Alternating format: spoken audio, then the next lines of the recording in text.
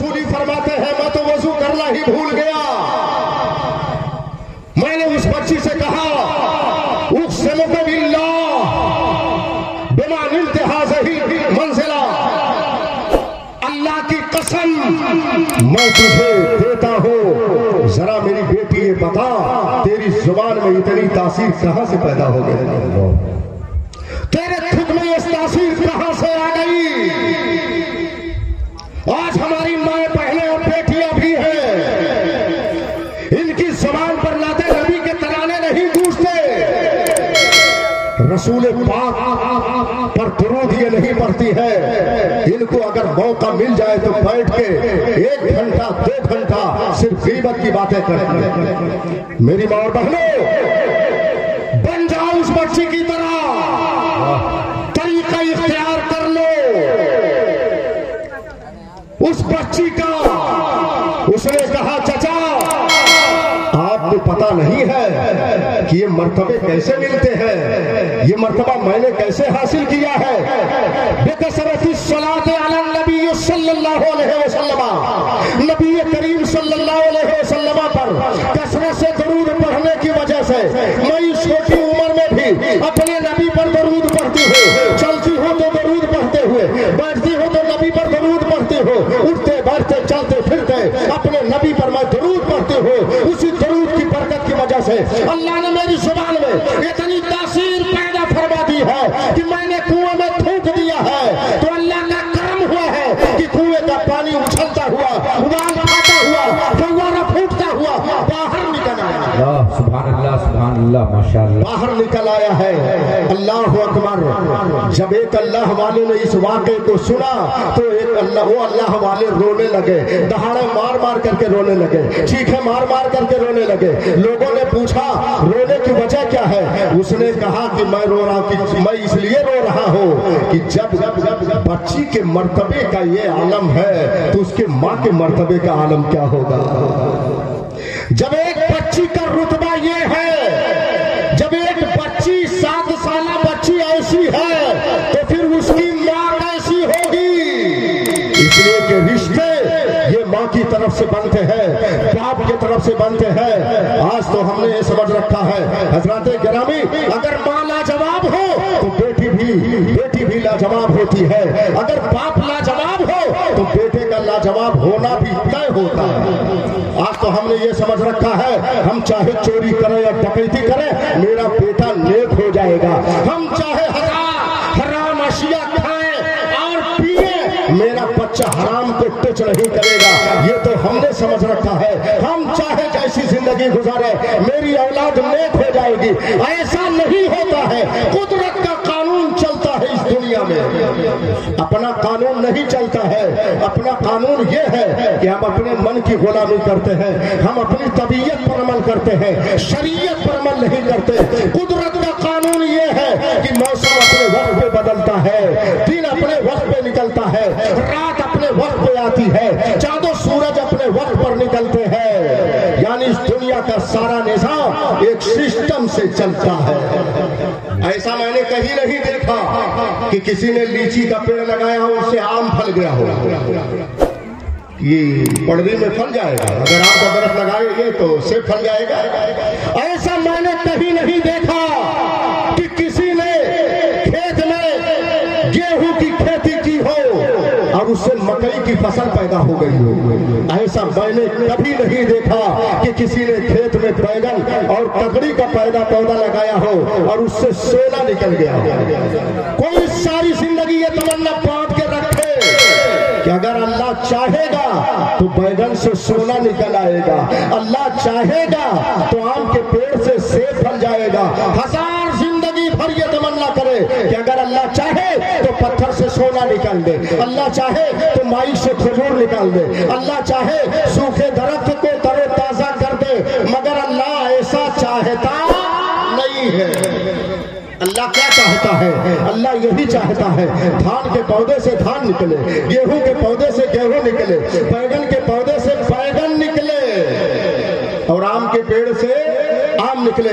لیکن ہم نے قدرت کے قانون کے خلاف اپنی زندگی گزارنے شروع کر دی۔ اللہ قرآن میں فرماتا ہے سبح اسم ربک الاعلی،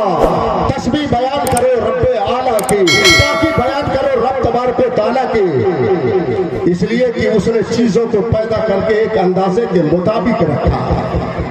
جب اس دنیا کا سارا نظام ایک سسٹم سے چلتا ہے، جب خوب تیز دھوپ ہوتی ہے تب بارش رحمت کا نزول ہوتا ہے. جب لوگ عیش و عشرت میں ڈوب جاتے ہیں تو اللہ عیش و عشرت اللہ رب العزت چھین کر اس کی زندگی کو کڑوا بنا دیا کرتا ہے.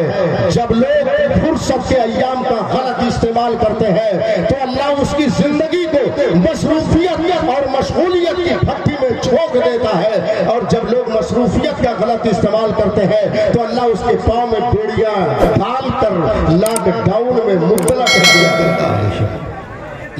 دیا کرتا ہے. حضرات پتہ چلا کہ اپنا قانون نہیں چلتا ہے، اللہ کا قانون چلتا ہے. کس کا قانون چلتا ہے؟ اللہ کا قانون چلتا ہے. حضرات مسلمانوں حقیقت خدا آپ کے سامنے ہے.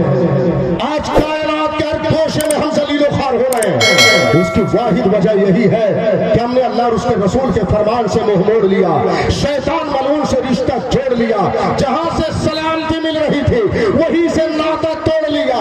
جو سلامتی دینے والا تھا اسی پروردگار کی بارگاہ سے تم نے انحراف کا راستہ اختیار کر دیا ہے تو تم سے سلامتی روٹ گئی ہے، دنیا سے سلامتی روٹ گئی ہے. تم کہیں محفوظ نہیں سمجھے جا رہے ہو. نہ تم یورپ میں محفوظ ہو، نہ امریکہ میں محفوظ ہو، نہ انڈونیشیا میں محفوظ ہو، نہ ملیشیا میں محفوظ ہو، نہ تم برما میں محفوظ ہو، نہ فلسطین میں محفوظ ہو.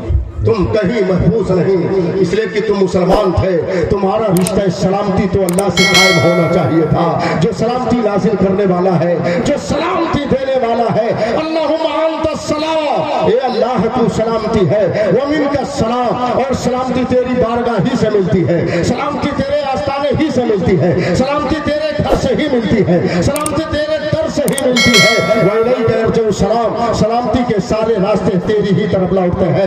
امن کے تمام راستے مولا تیرے ہی حضور تک پہنچتے ہیں. اللہم انت السلام ومنک السلام وإلیک یرجع السلام حینا ربنا بالسلام. اے اللہ ہمیں سلامتی کے ساتھ زندہ رکھ، زندہ فرما، حیات عطا فرما. وادخلنا فی جنت کا دار السلام، اے اللہ ہمیں اپنی اس جنت میں داخل فرما جو دار السلام ہے. آپ اندازہ فرمائیں ہمارا رب السلام، ہمارا دین دین السلام، ہماری کتاب کتاب السلام، اور ہم خود مسلم ہیں جس کی زندگی کے چاروں طرف سلامتی کے اتنے حصار قائم ہو. اگر وہ محفوظ نہ رہ جائے تو سمجھ لیجئے کہ کوئی کمی پیدا ہو گئی ہے، کوئی خرابی پیدا ہو گئی ہے، کوئی انحراف پیدا ہو گیا ہے. ہمیں تو سلامتی کا نظام دیا گیا تھا، ہمیں تو سلامتی کا پیغمبر بنایا گیا تھا. ہم جہاں جاتے تھے وہاں سلامتی کا نظام لے کر جاتے تھے. جن آبادیوں میں قدم رکھتے تھے وہاں بھڑکتے ہوئے شعلے پھولوں میں تبدیل ہو جاتے تھے. جن رہ گزاروں سے گزرتے تھے وہ رہ گزارے امن کی دامن بن جاتے تھے. جن پہاڑوں سے گزرتے تھے وہ پہاڑ ہمارے سامنے سر جھکا لیا کرتے تھے. رکتا نہ تھا کسی سے سیل ہوا. بس 2 منٹ کی بات. مگر آج ہم کہیں بھی سلامتی کے ساتھ نہیں. ذرا آپ اندازہ فرمائیں ہمارا رب السلام، ہمارا دین دین السلام، ہماری کتاب کتابی السلام، اور ہماری جنت دار السلام. دار السلام ہمارا رشتہ نہ تو سلام اللہ سے مربوط رہ گیا، نہ کتاب السلام قرآن سے مربوط رہ گیا، نہ رسول السلام سے مربوط رہ گیا، اور نہ ہی ہم نے جنت کی طرف جانے کی کوشش. اللہ اکبر. ہمارا تو یہ عالم ہے کہ جب ہم ایک دوسرے سے ملتے ہیں تو بھی کہتے ہیں السلام علیکم. کہتے ہیں کہ نہیں کہتے ہیں؟ نہیں کہتے ہیں، کہتے ہیں. مالا بھار کی سرزمین پر جب نبی کا ایک دیوانہ تجارت کرنے آیا تھا، ریشم کا تھال لے کے آیا، گرم مسالہ لے کے آیا بیچنے کے لیے. ریشم کا تھال کھلا، اس کپڑے کی یہ قیمت ہے، اس کپڑے کی یہ قیمت ہے، اور جو اچھی کوالٹی کا کپڑا ہے اس کی قیمت کم بتائی جاتی ہے، دام کم بتایا جاتا ہے. بیچنے والا نبی کا دیوانہ، مصطفیٰ جان رحمت کا شہدائی، خوش عقیدہ مسلمان، اور لینے والا کافر۔ تو مسکرا کے کہتا ہے جو اچھے کوالٹی کا کپڑا ہے اس کا دام کیوں کم بتایا جا رہا ہے؟ کہا سنو، اصل میں اس میں ایک بالشت کپڑا خراب ہے، عیب دار ہے، اس لیے اس کا دام کم بتایا جا رہا ہے۔ تو مسکرا کے اس کافر نے کہا کہ عیب چھپا کر تجارت کرنا ہم کو آتا ہے اور عیب بتا کر تجارت کرنا تم نے کہاں سے سیکھا ہے؟ تو اس مسلمان نے کہا تھا کہ سنو، اگر عیب چھپا کے تجارت کی جاتی ہے، جھوٹ بول کے تجارت کی جاتی ہے تو اس کی کمائی حرام ہو جاتی ہے۔ اور آج کا مسلمان کہتا ہے کہ مولانا صاحب اگر جھوٹ نہ بولا جائے تو دھندا ہی نہیں ہوتا۔ ایسا کہتا ہے کہ نہیں کہتے ہیں؟ تو جاتے جاتے اس نے ریشم کا تھان نہ لیا، بلکہ اس نے یہ کہا کہ عیب چھپا کر تجارت کرنا ہم کو آتا ہے، عیب بتا کر تجارت کرنا، بزنس کرنا تم نے کہاں سے سیکھا ہے؟ تو اس نے کہا کہ ہم نے اپنے پیغمبر سے سیکھا ہے، آمنہ کے لال سے سیکھا ہے، اللہ کے نبی سے سیکھا ہے، سید الانبیاء سے سیکھا ہے۔ کہا تمہارے نبی بھی تمہارے ساتھ آئے ہیں؟ کہا نہیں۔ کہا وہ کہاں ہے؟ کہا وہ مدینے میں ہے۔ کہا ظاہری حیات میں ہے؟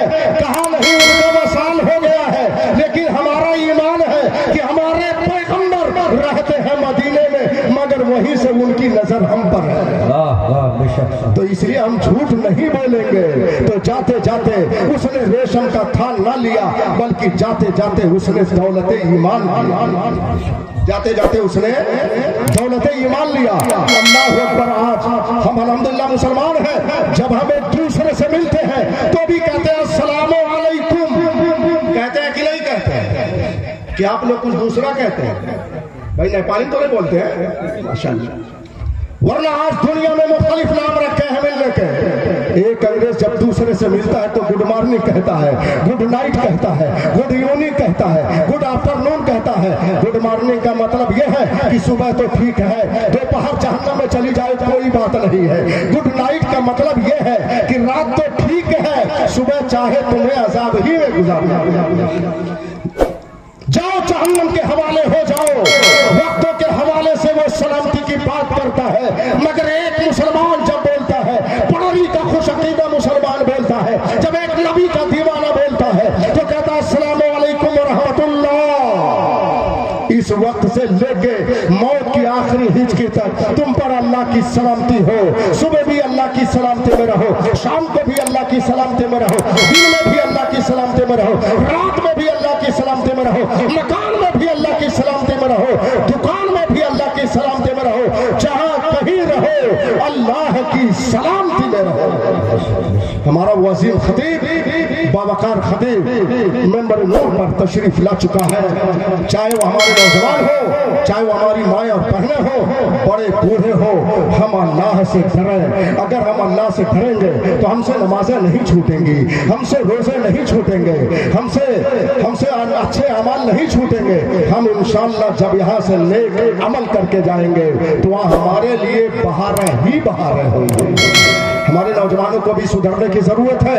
اصلاح معاشرہ کانفرنس کا انعقاد کر کے یہ بتا دیا، اور یہ مجلسیں اس لیے منعقد کی جاتی ہے تاکہ آپ سنیں، اسے محفوظ بھی رکھیں اور اس پر عمل کرنے کی کوشش کریں۔ مگر بڑے افسوس کی بات ہے کہ آج بچے ہو یا جوان ہو، مرد ہو یا عورتیں ہو یا بڑے بوڑھے ہو، دینی باتوں کو رٹانا پڑتا ہے، اسلامیات کو رٹانا پڑتا ہے، بار بار پڑھانا پڑتا ہے، ریپیٹ کرانا پڑتا ہے، مگر دینی باتیں یاد نہیں ہو پاتی، قرآنی باتیں یاد نہیں ہو پاتی، ایمانی باتیں یاد نہیں ہو پاتی، مگر شیطانی خرافات ہو، شیطانی نغمے ہو، فلمی گانے ہو تو آج جوان بھی یاد کر لیتا ہے، بوڑھا بھی یاد کر لیتا ہے، ہماری مائیں اور بہنیں بھی یاد کر لیتی ہے۔ وہاں پر کوئی عالم یاد نہیں کراتا ہے بلکہ شیطان اپنا کام بڑی تیزی کے ساتھ کراتا ہے۔ حضرات گرامی، اسی لیے آج ہمارا معاشرہ بگڑتا چلا جا رہا ہے، سماج خراب ہوتا چلا جا رہا ہے۔ اسی لیے میں کہتا ہوں دل کے پھپھولے جل اٹھے سینے کے داغ سے، اس گھر کو آگ لگ گئی گھر کے چراغ سے۔ درس قرآن اگر ہم نے بھلایا ہوتا، یہ زمانہ نہ زمانے نے دکھایا ہوتا، وہ زمانے میں معزز تھے مسلمان ہو کر اور ہم خار ہوئے تاریک قرآن ہو کر۔ اللہ نے 5 وقت کی نماز فرض فرمائی ہے، ہم پنجگانہ نماز پڑھیں۔ سب سے پہلے جب ہم نماز پڑھیں گے تب ہمارے بچے نمازی ہوں گے، تب ہمارے بچے نمازی ہوں گے۔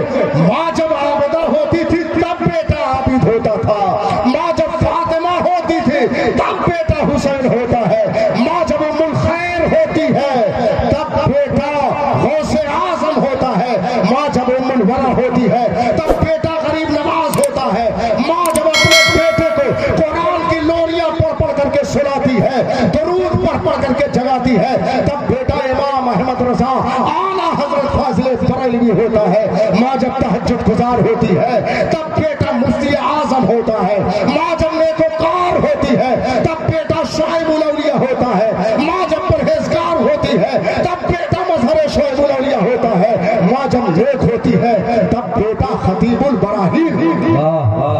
ہمیشہ عظیم انسانوں کو پیدا کرنے والی عظیم مائیں رہی ہے۔ ماں نے مجاہدین کو پیدا کیا، مجددین کو پیدا کیا، محدثین کو پیدا کیا، اولیاء اللہ کو پیدا کیا، حتیٰ کہ انبیاء کرام کو پیدا کیا۔ آج ہماری مائیں اور بہنیں نیک ہو جائیں تو انشاءاللہ ہمارے بچے نیک ہو جائیں گے۔ اس لیے کہ ماں اپنے بچے کو صرف دودھ ہی نہیں پلاتی ہے بلکہ کردار بھی پلاتی ہے، کیریکٹر بھی پلاتی ہے، تہذیب بھی پلاتی ہے، تمدن بھی پلاتی ہے، ادب بھی پلاتی ہے، پاکیزگی بھی پلاتی ہے، طہارت بھی پلاتی ہے، شرافت بھی پلاتی ہے۔ اگر ماں طہارت پلانا شروع کر دے تو بیٹا طاہر ہوگا، اگر ماں پاکیزگی پلانا شروع کر دے تو بیٹا پاک باز ہوگا، اگر ماں دین کی باتیں پلانا شروع کر دے تو بیٹا دیندار ہوگا۔ اللہ ہم کو آپ کو سب کو نیک راستے پر چلنے کی توفیق عطا فرمائے، اور ہمارے علماء تشریف فرما ہے، اللہ ان کے سائے کو ہم لوگوں کے سروں پر تادیر قائم و دائم رکھے۔ پیر طریقت حضور شعیب الاولیاء کے فیضان کو لے کر آپ کے درمیان تشریف فرما ہے، آپ ان کے رخ زیبا کی زیارت کیجئے۔ وہ حضور شعیب الاولیاء جنہوں نے 48 سال کا کم و بیش نماز تو نماز، جماعت تو جماعت، تکبیر میرا نہیں چھوٹی، اور دوران شریف کی سرزمین پر حضور شعیب الاولیاء نے مسجد کی تعمیر فرمائی تو دوران تعمیر مزدور پر نماز با جماعت کی پابندی لازم تھی۔ اگر کسی کی جماعت چھوٹ جاتی تھی تو حضور شعیب الاولیاء کام نہیں کرنے دیتے تھے، پورے دن کی مزدوری دے دیا کرتے تھے۔ آج ہم پیر طریقت کے حوالے سے اس حضور شعیب الاولیاء اس شخصیت کے ماننے والے ہیں جنہوں نے کم و بیش 48 سال تک نماز تو نماز، جماعت تو جماعت، تکبیر اولا نہیں چھوٹی۔ ہم نماز کی پابندی کریں، مؤذن بلاتا حی علی الصلاۃ، آؤ نماز کے لیے، حی علی الفلاح، آؤ فلاح بہبودی کے لیے، لیکن آپ ہیں کھراٹے کی نیند آپ لے رہے ہیں۔ یہ مسلمان تو نمازی ہم نمازی، اگر تو عشاء کی نماز پڑھ کے اگر سو بھی جائے، یہاں پڑھوی کی مسجد میں عشاء کی نماز پڑھ کے اگر سو بھی جائے تو ایک بندہ مومن جب سوتا ہے تو اس کی روح چلی جاتی ہے عرش پر۔ کہاں چلی جاتی ہے؟ عرش پر چلی جاتی ہے۔ اب اگر وہ بندہ نماز پڑھ کے سویا ہے تو پھر اس کی روح کو سجدہ کرنے کا حکم ملتا ہے۔ اگر پڑھوی میں تیرے جسم اگر نمازی ہے تو پھر عرش پر اگر تیری روح جائے گی تو ہاں تیری روح نمازی، اس لیے نماز کی پابندی کریں۔ وآخر دعوانا ان الحمدللہ رب العالمین۔ السلام علیکم۔